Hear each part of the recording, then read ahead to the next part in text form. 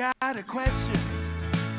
Ask Tom on Home Show Radio. This is Home Show Radio live on Facebook and YouTube. Your questions, Tom's answers. Now here's Tom Tynan and Charlie Mosier.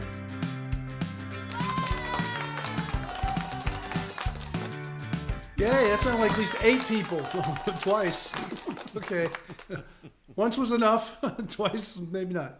Anyway, hello everybody. I'm Tom Tynan, and someone might have a new toy. I'll just ignore it and move along and tell everybody that I'm the home improvement guy. I don't know what else to call myself. They used to use the word guru, expert. I'm just into home improvements. I'm a builder. I've been fixing things, building things, and training people how to do exactly that for practically my whole life. So we welcome you here. I've been on the radio for almost 35 years now in the Houston area, answering people's home improvement questions, which I do every Saturday from 9 to noon and Sunday 8 to 11. And of course, we have a full cast of characters that do that on the radio, including Danny Milliken, who is 7 to 9 in the morning before me on Saturdays. And you can always catch both of us and all we do on Sports Radio 610. Or you can visit us at our website, homeshowradio.com. And of course, you can stream us and do all those good things. And I'm sure there's other ways to catch us. And Charlie gonna chime in here in a minute, and he can help me with all the different ways you can listen to the show, as well as every Thursday. Hello, Charlie. We are here answering your questions. And there's no cure to Tom Tynan. So just... There's a vaccine, I hear. There yes. It's only one shot. It's called turn them off. Just turn it off. There's the vaccine. That's it. You just turn that knob off. Yeah, no. That's it. It's great to see y'all. Thank you all for being here today. And let's see, so far, Bruce has checked in so far. Hello, Bruce. And appreciate him being here. Appreciate you being here. You go to homeshowradio.com or the Home Show Radio page on Facebook. That's how we'll know you're here. And if you have questions and you're on the Home Show Radio Facebook or YouTube channel and you put your questions in the comment area below, we'll be able to process them and have them as part of the program. And that's part near what we do when we do the show. That's what we do. So, and if we don't have any, we make them up. That's it. And Yes. and we try to come up with ones Tom can answer. Tom? Charlie has cocktail parties, and they say, okay, if you need a cocktail, you have to give me a question. And then he writes them down, and we answer them. That's right. Tom, your question today is, tell me something good about foam insulation. It'll float. Okay. All right. We like to start the show off with a little news you can use, so we call There it you go. Home Show Radio What's New? Around the world and up your block with things that can help you around your house. And today's topic that we've got is 4 ways to navigate high lumber prices. This morning, the Wall Street Journal reported that consumer goods climbed again in May. They're up another 5%. 5%. From a year ago, which is the highest inflation rate in nearly 13 years. Since 2008, to be exact. Yes. Why would that be? Golly, I couldn't hazard a guess. But over the past year, though, the cost of lumber's increased 430%. It's gone from $259 per 1,000 board feet to over $1,300, according to a survey from... Yeah, I see those numbers fluctuate all the time, but that's a good range right there. That shows exactly what's going on with the lumber. What does that mean, Tom, in terms of a package for a home, building the lumber package for a home? What do you suppose the impact on that is? Well, the lumber package is going to go up 400%. I mean, it works exactly like that because plywood, 2x4s, 2x12s, everything's sold in board foot. And I'm not going to get into that because it's 6 inch by 6 inch by 12 inches. It's weird how the formula works, but that's how the lumber industry works. And so that percentage, no matter what lumber product you buy, whatever lumber product it is, and people think, oh, it's just the framing materials and maybe the roof decking. But cabinetry, interior doors, anything that's wood, baseboards, crown mold, all of that has gone up that percentage. So you can imagine how much that would be on a house, depending on how big the house is and how decorative and how much wood product you have in the finishes. So that'll fluctuate with different homes. If it's real simple, you keep your costs down, but it's still high. So what we did is I went out and found a little article, and actually, Tim down the hallway found this article about from Better Homes and Garden, or as we said, soon to be bitter. Bitter. Yes, in February, they were bitter homes and gardens, but now, Yes. but they're better now, as is the bank accounts of most garden centers. But we have 4 ways to help you save money, navigate these high prices, and these come from the pages of Better Homes and Gardens, so don't judge me. Number 1 is to plan ahead, and what they said is make sure you have a scope of work on a project, and that is what you want to make sure is that you've carefully measured the lumber so you eliminate as much waste as you can in planning your project. You agree with that one, Tom? I do agree with that one.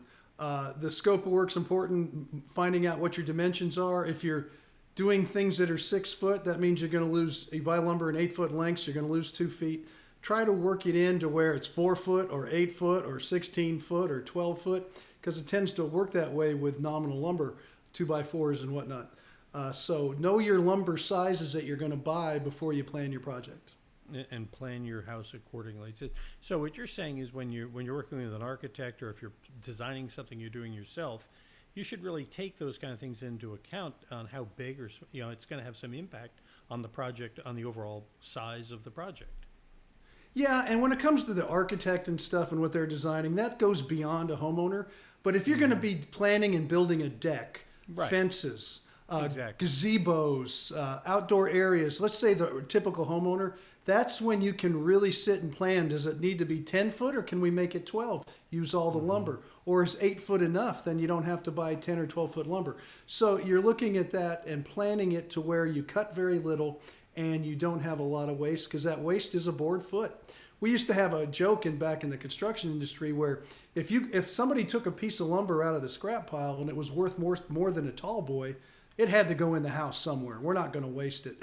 And so we got away from that, and a tall boy being a tall beer, by the way. People okay, thank you. don't know what that is anymore. This was my younger days. But that was the going joke, and in a way it was true. No waste, put it in the house. Find someplace to use it. All right. Second tip on this is to change the focus of your project. It's one of those things where, as Tom, this struck me as Tom's advice about the cracks in the driveway. If they're ugly, don't look down. And it's the same thing here. If you can't find wood, then maybe consider, instead of cabinets, maybe what you want to do is do update your backsplash. Maybe replace the countertop. Stay away from lumber. Maybe even just some fresh repaint. Not necessarily. Yeah, or even a floor cabinets. covering. Some new Right. tile on the floor. There's a lot of ways to do that without having to go out and buy lumber. So I never thought of that. That's actually kind of a clever idea, because there's a lot of things that didn't go up much, like ceramic tiles and stuff, so the backsplashes and things of that nature.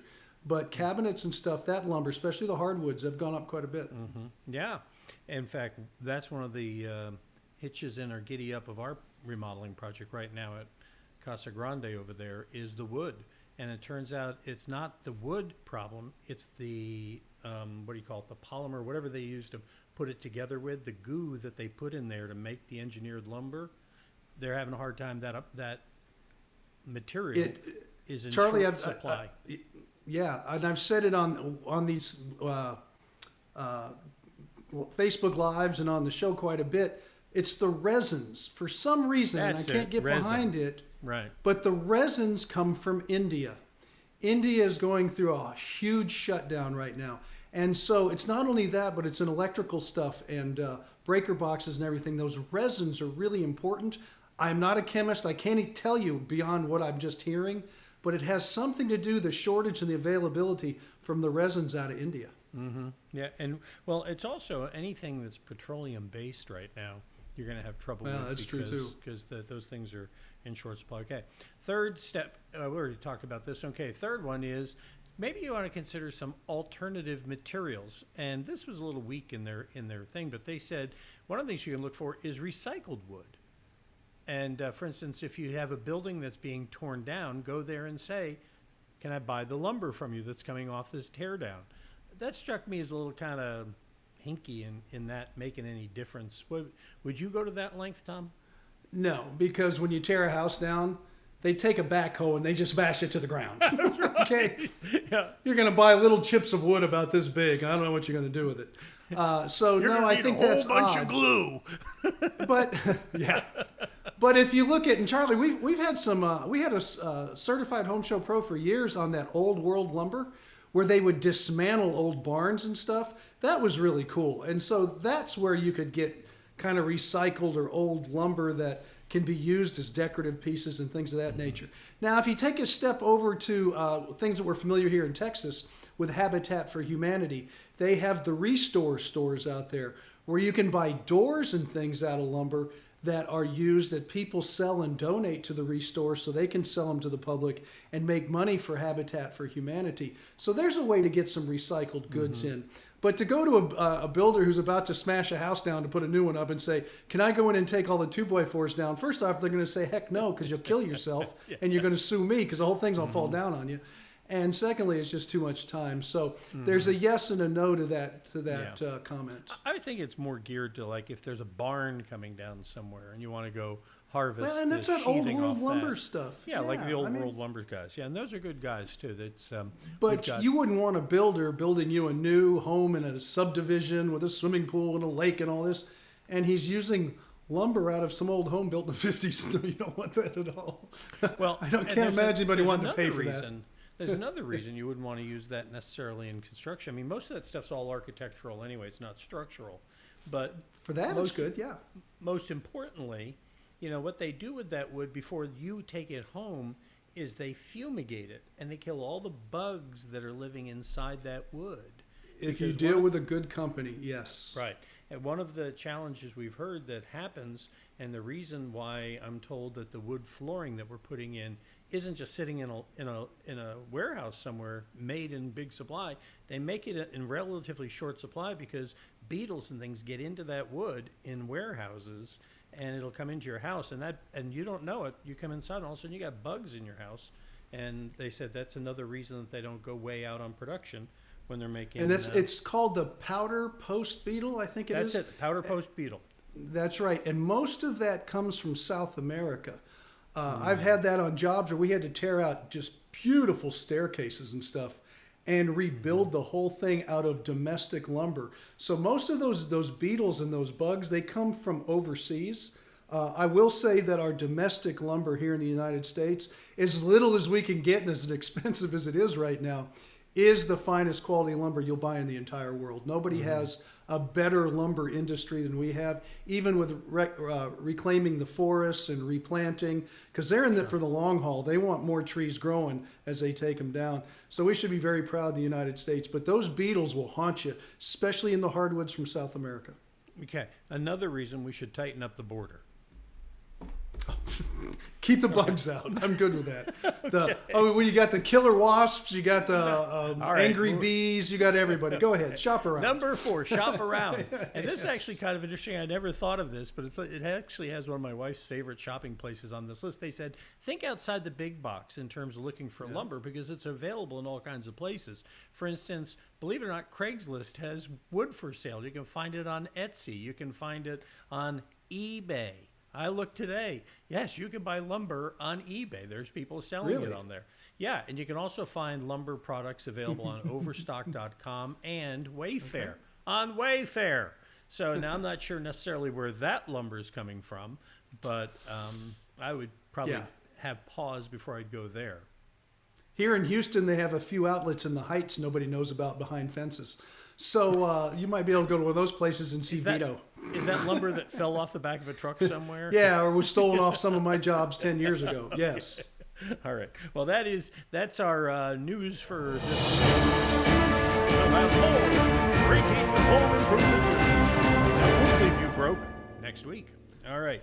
I want to thank some folks. Do a little roll call before we get to the questions here today. We got Bruce is with us. I told you that already. Elmer is here. My buddy Elmer Dutton. I wonder if he's sitting out there with his machete just waiting for me. Maybe. Rockio or Rocio is here. Carl, Todd, Chris, Terry, Dolores, Linda, Mary. Thank you all for being here, for watching and being part of it. Appreciate you stopping by and being with us here today for the questions and answers. And remember, if you have one, you can put it in here and Tom will help you with your project. In the meantime, let's get to one that comes from our mailbag at homeshowradio.com. The first one comes from Beatrice in Southwest Houston. She says, we're considering a portable 10,000 watt portable generator. We want it to power the following things: our hot water heater, our small kitchen appliances, or 2 refrigerators, one in the house and one in the garage, and a freezer, and possibly our central air conditioning. What do you say, Tom? I think you're pushing it. I think you're really pushing it. A freezer and 2 refrigerators is a lot. You say small kitchen appliances, you turn on those burners on your cooktop, they're not that small. They're going to pull a lot of wattage. And then the air conditioning system, I don't think it's going to handle it all. I can't tell you. I'd have to look at each appliance, find out what the breakdown is. But usually when someone has a refrigerator in a garage and we lose power in August, it's 110 degrees outside, and it's 150 degrees in your garage, and you're trying to keep something at 40 degrees in the freezer, 0 degrees.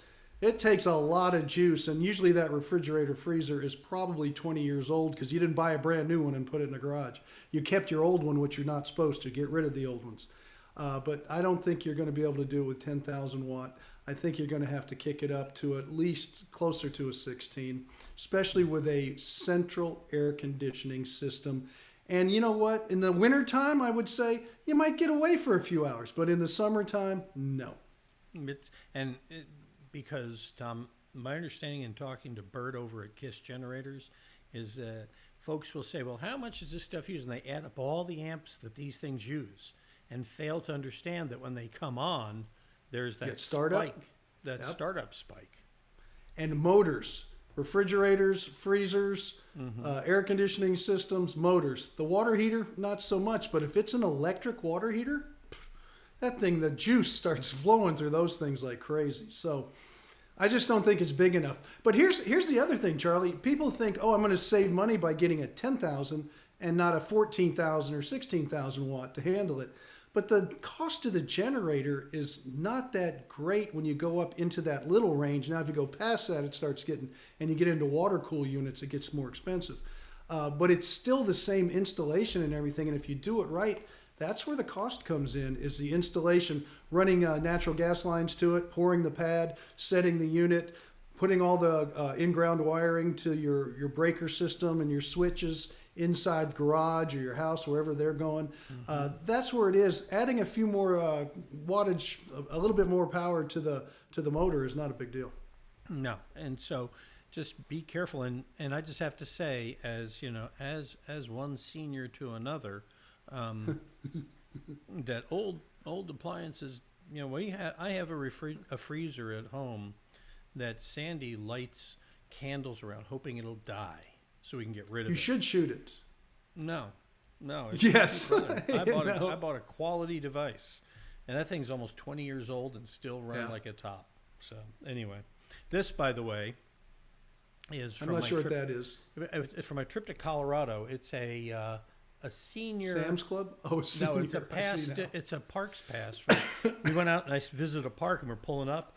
And a bunch of guys I was with said, "Oh, look, it's $20 for seniors, Charlie." Ha ha ha! I said, "I bet I can get a senior discount." You got to be 62. I thought you had to be 65. Oh, 62? And my birthday. Well, I could get one May. too now. Yeah, I could get one now too. And then you get to the park, and it's like a year. It's $20. It's the best deal going. So anyway, if you like national parks. Okay, now there's a tip we could have done without for old people. Why? I don't know. It makes me feel old. Well, My wife goes everywhere. You know, Sandra's older than me. Yeah. And she's like, do I get a senior discount? Do I get a senior discount? Do I get a senior discount? She says it at Walmart. I say, no, it's Walmart. No, but at 62, she will get the senior coffee at McDonald's. 62? She's 67. She's way past. I can probably give her a latte. Yes. Okay. Next question. I hope she wasn't watching. Terry, okay. No, I love it, but you know, Sandra, you know, national parks. Still yeah, there you go. Terry in Alvin says, my air conditioner in the attic in my new production home is sweating a lot. We have a single-story home. What can I do to fix this problem? I don't know what you can fix it. Anything that sweats. Is it a problem? Yeah. Is it a problem? It's really, well, it could be. If he's got a air conditioning system that's getting really cold on the outside, let's say ductwork. I'm going to use that as the first example. Or a plenum, which is part of the ductwork. and the insulation inside the plenum or the insulation on the ductwork is insufficient, it will start to sweat. And then the insulation gets wet, it starts to sag, it starts to sweat more. That's a problem. But the only way to fix that, no matter where you're getting sweating, is back to that koozie example I give people. You have to have, if it's metal duct, you have to have it rewrapped with a thicker insulation. Preferably an R8 is what we're doing now with all the ductwork in attics. And if your plenum is so old and you don't want to replace it, then wrap it. And I've seen situations where they've had to wrap plenums on the outside with the same kind of insulation that they use on ductwork, nice and tight, so it doesn't get cold. Because if it gets really cold in an attic that's warm, it's going to sweat. That's what happens. It's just dew point in it, and the vapor turns to a liquid. So if that's the case, that's the problem, then it's insulation. And that's usually what happens, and that's a problem. If you go up there and it's a really humid day and you take your hand and you just feel a little moisture on the casing of the blower motor and stuff, don't stick your hand in the blower motor, but just on the outside. That's really not a big deal. It's pretty common to have a little bit of dew. I'll say it feels dewy on there, but it's not dripping down onto the ceiling. Yeah, don't put your hand in there. It's like a machine or something. Don't put your hand in there. Okay. It is like a machine. All right, Stan has one for you. He says, if post-tension cable and rebar are in water for 1 month before install, will this compromise its longevity due to potential corrosion? Not as far as a homeowner is concerned, as long as it's pumped out, dried before it's poured. Now, could you do a study, I'll call it a Dr. Fauci study, where you all the way down to the little minute thing and said, yes, it's going to fail 1 week earlier after 100 years? Who cares?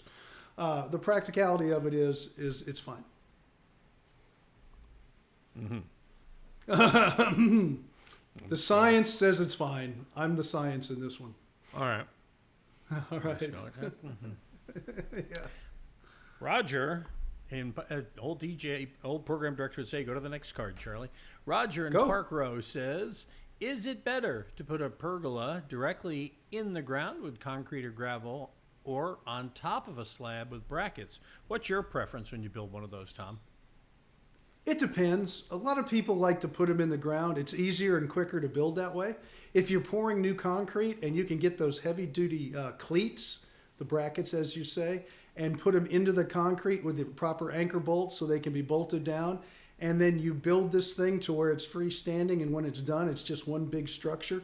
I like to see them in the cleats, and here's why. Because it's going to rot if you put the posts in the ground eventually. It could be a long time, but it's going to rot. And when it does, somebody's going to have to cut those posts off, and you're going to have this rotted wood right in the concrete to the ground in there, and you're just going to have this ugly hole in the concrete full of rotted wood. If you have the cleats, you can remove the cleats, cut the bolt off, and then you don't have the pergola anymore. It's just, to me, and you're able to repair a post if it gets rotted, and it also holds the post off of the concrete, so if water gets under there, it doesn't rot the post. It eventually will rot the cleat you'll have to replace. But I think in the long run, if you're pouring new concrete, I'd like to cleat it myself. Do you want to put the concrete in the ground like we do with homes, stilt homes in Galveston, for instance, on the beach?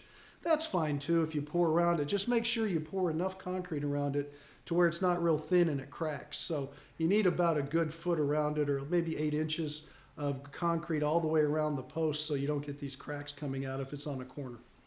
Lewis and David have checked in along with everybody else. Thank you for being here today. We're answering the questions you send us either in the comment section or by visiting homeshowradio.com and filling out the AskTom form. So we got, go to Pearland. Oh, no, that one. Did we get this? Yep, we got that one already. I'm totally out of whack here. Okay. Go to the next slide. There you go. Yes, here, Michael. Yes. Kids, don't try this at home. All right. Michael writes, I have a home built in 2001. It's time for radiant barrier. You mentioned spray-on from the attic. Who do you recommend? Is there anything efficient? I don't see radiant barrier listed in the services. I probably missed it. No, you didn't miss it. But let's talk about that and the spray-on radiant barrier, Tom, in terms of how effective it is versus the foil and how it's best to put a radiant barrier in the attic. Yeah, a radiant barrier is a must. First off, for the Houston area, Gulf Coast region, the Zone 3 area, which is Florida, the Gulf Coast in Alabama, Mississippi, Louisiana, Texas all the way down to Brownsville, where I am right now. Where it's hot, radiant barriers work great. They also work in desert areas like Arizona and New Mexico, things like that, where you have a lot of heat from an intense sun. So that's the first thing. If you're under sun and air conditioning is your greatest load, radiant barrier is a must. Not necessarily in northern climates because you have a lot more insulation because you deal more with colder climates. Secondly, foil is the easiest thing to do if it's on the roof decking and you're putting up a brand new home. The roof decking, you buy it with the foil on there, foil faces down, boom, the roof decking's on, no extra labor, a little bit more on materials. Unfortunately, a footnote here, it's really hard to get right now, even in the new construction end. So a lot of people are waiting to go back and spraying it because they can't get the Cool Plies and the Georgia Pacific products with the plywood on there, the Tech Shield. There's a lot of different names for them, but you just can't get it. They're not available. But they'll stop about 97% of the radiation from coming through, which is great. Just a single side on the bottom of the roof deck, no extra labor. Now, on an existing home, the paint is really good because you can get in areas you're not going to be able to staple foil up. So you get in there quick. You get the paint on quick with the sprayers. They have wands. They get in all the very small, hard to reach areas. They get full coverage, which is really important with a radiant barrier. That's why it's great to do it on the roof deck when you're building a new home. And the new paints, and the new ones that survived through the transition of all the different paints that started happening maybe 25 years ago, they're up to about 80% and maybe even a little more. And that's a lot. Mm-hmm. Think about it. That's a lot to stop. I think the last one I saw was 85%. Could be. I mean, they're constantly making them better and better because that's how they compete with the number. And it's still a lot. Even if it was 70%, it's still 70% of 80% of the heat gain that comes into a home comes through the attic, and you're stopping 70% of it. Mm-hmm. That's a lot. 97%, that's even better. But it's a huge amount of heat blockage, and that's what you're looking for. So go ahead and paint it. As far as installers, there's a lot out there. A lot of insulation companies are doing it. We don't have anybody that's on the show, but you can still find them. You could probably just Google it and find people that'll do it. You know, Tom's referring to, of course, the if you're not in the Houston area, but he's referring to our Home Show Pros, which you'll find right there at homeshowradio.com. Scroll up a minute here, and you'll see that we got them all listed right here on the homepage. And you click on there, and it'll take you to a page. You can contact them, or click Find a Pro, and you can search by category, and we can help you out with that as well. Okay, one more and these are question good here. people. You bet. We vet them carefully. So last one today comes from Cheryl in Pearland. She says, when installing a fresh air return, where does the fresh air come from? A hole cut in the roof or in the soffit or what? Actually, she's right on the money with her second question, or part of the question is soffit. In fact, when we did them in Galveston, in fact, I just talked to the head building inspector down there yesterday. He was asking me some home improvement questions, old David Ewald. But we would be required to put soffit vent that is specifically made for fresh air returns and also for bathroom exhausts where they hook into it so it pushes it right out the soffit. They're nice looking and they fit very well. And that's how you would do it, is a soffit. Now, in retrofit like my house, it was already built. We put one in. I just took it up to right underneath the ridge vent, which is fine. People say, oh, the hot air, it's hotter up there. Yeah, but you're pulling in very little air, and it gets through a filter. It goes through the air conditioning process. Before it gets into your home, it's filtered and it's conditioned, whether it's heated or cooled. Doesn't matter what time of year it is. So it just replaces what little loss you get in your ductwork. So you can do that too, but don't penetrate the roof with a special vent. If you have vents of any kind and you want to go up, it's easier, because mine's 1.5 stories, it was for me. Just take a nail and put the vent up against the rafter, put a nail on there, just leave it open, make sure it goes through a filter, like a media filter, and then goes through the system before it gets into the house. And you put a stocking over it or something, right, as a filter? I mean, what is it? If you wanted, in the old days when they didn't have media filters, what you could do is you could put a nylon stocking over it on the end, and it'll filter all the schmutz out of it to where it's not going to hurt the system. And where did that come from, Charlie? In the Northeast. Oh, I thought where it came I had a house in Lake from World Placid. War II, and you go up there with some Probably. nylons and chocolates in your attic. But that was in the Northeast. Okay. So what people do up there, and Charlie, I don't know if you remember this, on your dryer vents in your house, they put nylon stockings over the exhaust vent, and instead of pumping the heat from the dryer to the outside, in Lake Placid, New York, this is the way it's done. You pump that heat that you're creating from your dryer into the house to help heat the house because it's so dang cold. And that nylon stocking you throw away after a while because it keeps all the lint from blowing into the house. I thought of You did not know that, being from New know Hampshire? that. I always thought when I grew up there, I grew on.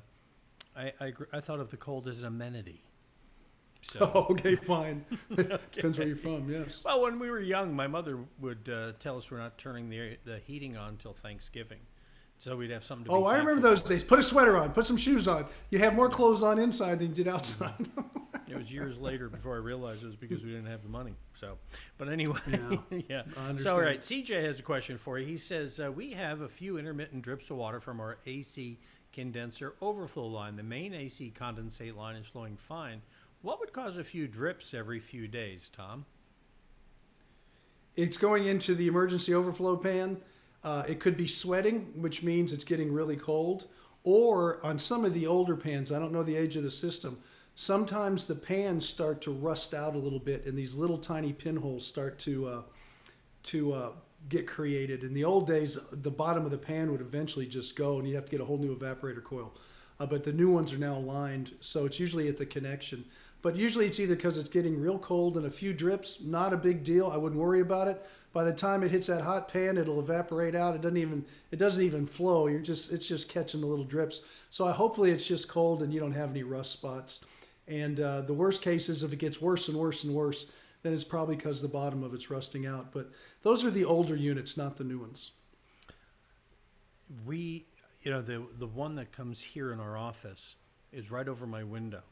And I can always tell when we have a problem because I hear the water running outside and I call Chad. He goes up and he opens the thing and all is well again.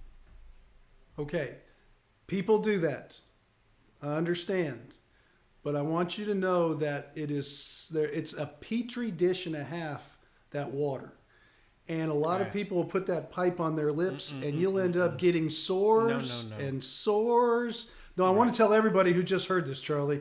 I hope Chad puts some kind of cloth down or something. Yes, he does. He protects himself, okay? Chad's I've had people call me on my show. Yeah, he's no idiot. So, no, he knows better than I know, but I want everybody to know you don't put it on your lips. Protect your lips, because I've had people call me on my show. My husband goes up and blows it out. He comes down. The next day, he's got sores all over his mouth. Don't do that. Got it. All right, I've got one more just came in from Carol, but I really think it's David, her husband. Because he wrote us a question, and we're actually going to be answering this in one of our AskTom videos we're going to do as soon as we get off here in a minute. But we're going to go ahead and answer it here now for you, too, you guys. They're long-time listeners yours, longtime fans of yours. They wrote me a nice long email, and in fact, they just replaced their David Debian air conditioner. So to give you an idea how long they've been around. Okay, so Carol says she missed all suggestions. They're having a hard time choosing electric because the long and short of it is, Tom, they have somehow allowed their contract to lapse this time of year, which we all know is like not the time to be shopping for electric.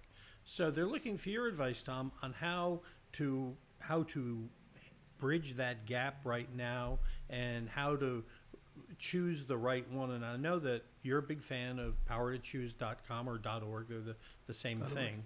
And the one that the state runs, the Public Utility Commission runs. But what is your advice in how you shop for that power? Right now, power's still relatively cheap. We had a caller last weekend who got it, I think 6.1%. 6.1 cents per kilowatt hour, which is really still good. What I would tell you to do, and this is what I would do right now, I would go into powertochoose.org or .com. I like .org because I know I get a little paranoid. And you're going to have you 3 questions. They're going to ask you how much electricity you use, whether it's 500, 1500, or 2000. Your average, just give them your average. You should know that from your bill. Number 2 is you want a fixed or variable rate. You want a fixed rate, period. Don't go variable at all. And thirdly is the length of time. I would put in there 4 months to 12 months and then click and see what they're giving you. And if you don't like the rates, you can go back and change that 4 months to 24 months. Do it 4 months to 12 months, then go back. And then if you don't like that, because that still keeps you in that same cycle, go to 0 to 6 months. And just go with the lowest one with that right now. I don't know if they'll do a 4 month. You can always do a month to month with anybody. You're going to pay a high rate through the summer, but you won't lock yourself in. But I would work my way down to the 6 month period, because if you go 6 months now, you'll be switching somewhere in January, I do believe. You'll have to do the numbers on the months. And that's a great time to go ahead and start locking in your yearly rates. I got a 24 month 30 days ago, and it was 4.4 cents per kilowatt hour for 24 months. Mm-hmm. Of course, the fees on top, they're going to vary, and there's no control over those. That's your delivery fees and all that. You just got to deal with that. That's the same for everybody. But the rates still are pretty good. So I'd take a look and start with 4 to 24 months, and then start narrowing it to where it gets to where it doesn't make sense, and lock in for a short time if you have to. Mm-hmm. And I will tell you my experience with that whole power to choose thing, because for years I've resisted it, and I don't want to tell you. Yes, you did. Even though you had a good friend that kept telling you, stop doing that for 16.1 cents kilowatt hour. So when I finally decided to do it, the thing that I've learned, Tom, over the years with these power companies is the customer service mileage will vary a lot. I mean, some of them, they'll only send electronic bills, and if you want a paper bill, you have to fight for it. True. And they send you the paper bill, but because they're geared for electronic billing, the paper bill shows up in such a way that if you don't turn it around that day, you're going to be late. And so just, and then the other big takeaway from my experience following your advice and doing this, Tom, is don't get attached to your electric company, because you're going to change them every time. I have yet, in all the companies we've been through, I've yet to have one that makes me an offer to stay that's worth staying for. It never happened. It's the most bass. I never have, not once in the hundreds I've ever seen. In that they charge you more to renew than they charge you to come Always. on board. I'm like, always, and I always say, so what are you going to charge? And they say this. I say, okay, I'll go look, and then buy it. They're done. It's almost like they want to have a higher cost of acquisition than anyone else on the block. I don't know. It's just in business terms. It's stupid. Yeah. So anyway. And can I give everybody a tip about the problem you were having with paper billing? Because I'm a paper bill guy. Mm-hmm. I had a company I chose once, and I would get the bill. I would send it out. The next day, I would get a disconnect notice, and then we'd have to call and say, "Hey, what the heck's going on?" It's because they had two different. Yes, yeah. I got it. So here's what I found out. The deal is I have the paper bill sent to me, but I also have it emailed to me when the bill is actually generated. I just print the bill off my email, send it back to them. So by the time I get the paper bill, it just kind of confirms that what happened, and I never get a disconnect notice. So if that helps anybody, and I'm not an IT guy, but that helped me. Mm-hmm. Well, that's what we're doing now. I get it, and it comes to me, and I email it to Sandy, and she cuts it, and then whatever. But anyway, that's the deal. So I hope. Well, I don't have a middleman cutting mine. Mm-hmm. I have to and by the way, check myself. Just in case Amy's watching, Chad's beautiful bride, or anyone else who's worried about the welfare of Chad, he just ran and said, "Yes, I wrap my hand around the pipe and blow into my hand. Then I wash my hand thoroughly." You may want to wash your face too, Chad. Just saying. Yeah, I'm worried about this, man. You're going to be doing those cold sore commercials for Blistex. That's right. That's right. Right? People will wonder about your social choices. All right. Yes. So, listen, that's Whatever it for today. works. Let's wrap it up here. Land the airplane, as they say. If you got a question you want to get on now, all you got to do is go click on the Ask Tom button there at homeshowradio.com. You get you're faced with a choice. You can send us your question in writing with pictures and stuff, or you can record a video. We have a bunch of them backed up, and I just haven't been able to get to them, and I'm sorry. We're going to get those in the next few weeks and get those on the show here. And what else? And that's the deal. Send it here, and then we'll answer it either on this show, or we put out a new Ask Tom video every day that Tom loves to help people out, so we oblige him by posting a new one every day at homeshowradio.com. We post them on our Facebook page or our YouTube channel, where 50-50 chance you're seeing us on one or the other right now. But check the other one out, and you get the full Tom Tynan experience. We will be back again. I'll be with Tom this weekend because he's on the radio all weekend. I am. And so join me Saturday, 9 to noon, and Sunday, 8 to 11. If you have any questions, you can call me. Even if you don't live in Houston, you can listen to the show. Go to homeshowradio.com and just, it's central time, so you know what time we're in Houston. But you can listen, and you listen all the time, anytime, actually. And, of course, there's your warm-up act. Oh, Danny. He's the garden expert. He helps me with all. I'm a amateur gardener, and he is my go-to guy. He can be yours too, from 7 to 9, right before my show. He knows his plants and how to make them grow. Fair enough. I'm Charlie. He's Tom. He's Tom. I'm Charlie, and he'll be on the radio. And I'll see you Sunday morning on Early Edition with Tom, and we'll see you on the website too. Thanks for being with us. I'll see you next Thursday. Got a question? Ask Tom on Home Show Radio. Home Show Radio. Free advice from a pro who knows. Home Show Radio. Home Show